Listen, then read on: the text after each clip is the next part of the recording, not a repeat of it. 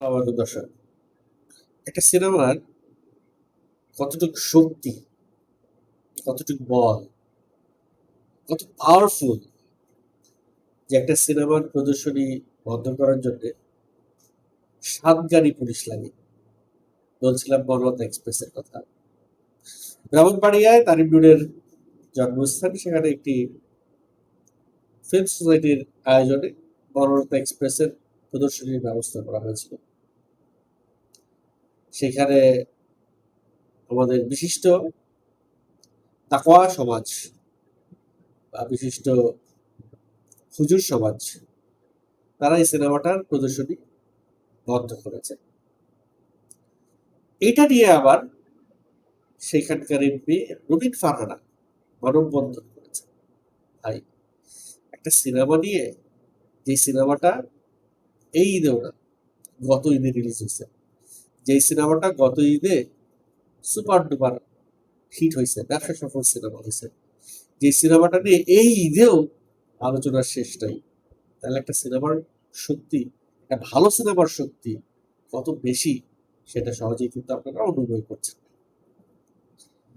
Banalata express বা তানিম নূর, তাকে নিয়ে কিন্তু হাসনাত আবদুল্লাহও কথা বলেছে।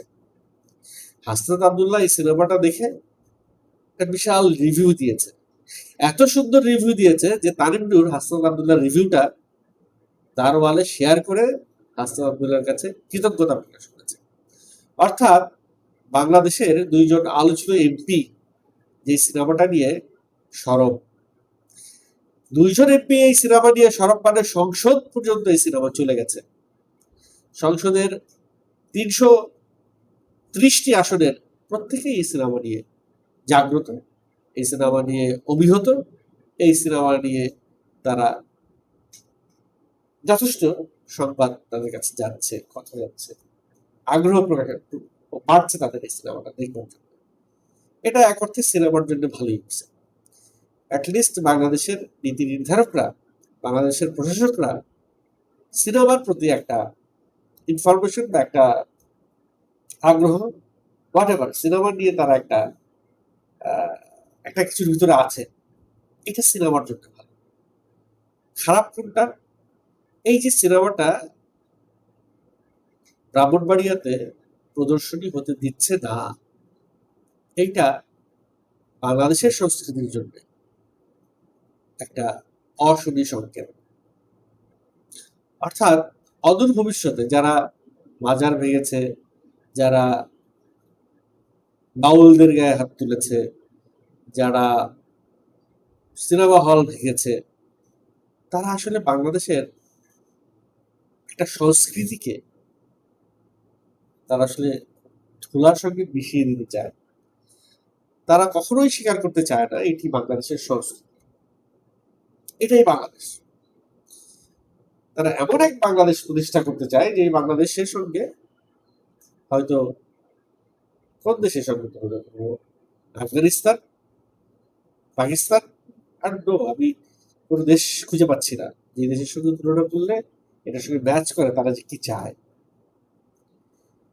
তারা নিজেরা ওয়াজ করতে পারবে, ভিডিওর সামনে আসতে পারবে, তারা নিজেরা অনেক কিছু করতে পারবে, অনেক ফতোয়া দিয়ে অনেক জায়েজ নাজায়েজ কাজ তারা জায়েজ করতে পারবে, কিন্তু একটা দেশের সংস্কৃতিকে তারা ধ্বংস করতেও পারবে।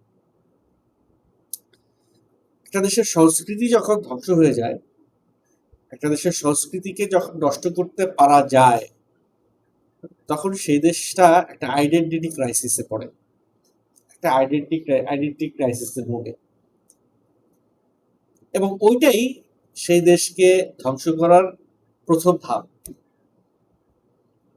তারপরে তাকে গ্র্যাব করা, তাকে মোল্ড করা, তাকে চেঞ্জ করা অনেক সহজ হয়ে যায়। অর্থাৎ আপনি যখন আপনার পিতামহ, ধরেন আপনার দাদা, তার একটা কালচার ছিল দেশে, একটা ঐতিহ্য ছিল, তিনি একটা প্রতি বছর তিনি একটা মেলার আয়োজন করতেন। সেই মেলায় কি হতো? সেই মেলায় হয়তো যাত্রা হতো, সে মেলায় বিভিন্ন ছেলেপেলেদের খেলাধুলার বিভিন্ন সরঞ্জাম পাওয়া যেত। সে মেলায় অনেক খাবার দাবার উঠতো। মানে ওই মেলা কেন্দ্রিক একটা জীবন যাপনের একটা ওয়ে তৈরি হয়ে যেত। ১ সপ্তাহ বা ১.৫ সপ্তাহ, কোনো জায়গায় ১ মাসও সেই মেলাটা বসতো। আস্তে আস্তে কিন্তু সেই মেলাগুলো এখন বিলীন হয়ে যাচ্ছে। মেলা বলতে ওই বিষয়টাই এখন আর খুব একটা সামনে পড়ে না। তো এই যে সংস্কৃতির পরিবর্তন হচ্ছে, কারা করছে? কাদের ইশারায় হচ্ছে? কি কারণে হচ্ছে? বাংলাদেশের ঐতিহ্য, বাংলাদেশের সংস্কৃতি পরিবর্তন করে কাদের লাভ হচ্ছে? কারা এটার ফায়দা লুটছে? অবশ্যই একটা বিদেশি সংস্কৃতি এটাতে ইনভলভ হবে।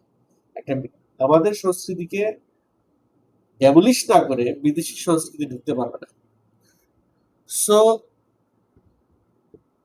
একটা বিশেষ ড্রেস কোডের মানুষরা যদি এই সংস্কৃতিকে আঘাত করে, তাহলে সেটা ধরে বলবে যে না, এই দেশের মানুষ, ম্যাক্সিমাম মানুষ এই ড্রেস কোডের, সো তারা এই সংস্কৃতিকে আঘাত করতেই পারে। একটা মানবিক চাপ থাকে।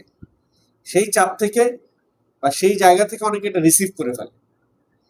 কিন্তু দিন শেষে আমাদের দেশের যে সংস্কৃতি, আমরা যে বাংলাদেশী, আমরা যে বাংলায় কথা বলি, আমরা যে ১২ মাসে ১২টা উৎসব করি, আমরা যে এগুলো অনেকেই অনেক ট্যাগ দিয়ে, যাই হোক অনেক লম্বা আলোচনা, এটা এতদূর না যাই। আমরা সিনেমা নিয়ে কথা বলছিলাম। সিনেমাটাকে এইভাবে আমার মনে হয় না বন্ধ করতে পারবে। সিনেমা এমন একটা শক্তি, এমন একটা আলো, এমন একটা প্রতিবাদ, এমন একটা মাধ্যম, যেটা সামান্য ছিদ্র পাইলেও সেটা বেরিয়ে যাবে, সেটা বিভিন্ন জায়গায় ছড়িয়ে পড়বে। এই ব্যক্তিরা যারা ব্রাহ্মণবাড়িয়ায় বনলতা এক্সপ্রেসকে ব্যান করলেন, তারা আসলে ব্রাহ্মণবাড়িয়াকে জানাই দিলেন যে এটা ব্যান করছি, এটাই তোমাদের দেখতে হবে। এবং ব্রাহ্মণবাড়িয়ার যারা এই বনলতা এক্সপ্রেস দেখে নাই, তাদের ভিতরেও এখন কৌতূহল তৈরি হয়েছে, তারাই বনলতা এক্সপ্রেস দেখবে। তারা প্রদর্শনী বন্ধ করেছেন, ওটিটি কি করে বন্ধ করবেন? প্রত্যেকের হাতে একটা করে মোবাইল আছে, সেটা কি করে বন্ধ করবেন? ইভেন যারাই প্রদর্শনী বন্ধ করেছে তারা নিজেরাও কিন্তু দেখবেন এই মোবাইলে বসে বসে এই বনলতা এক্সপ্রেসটা দেখছে বা দেখে।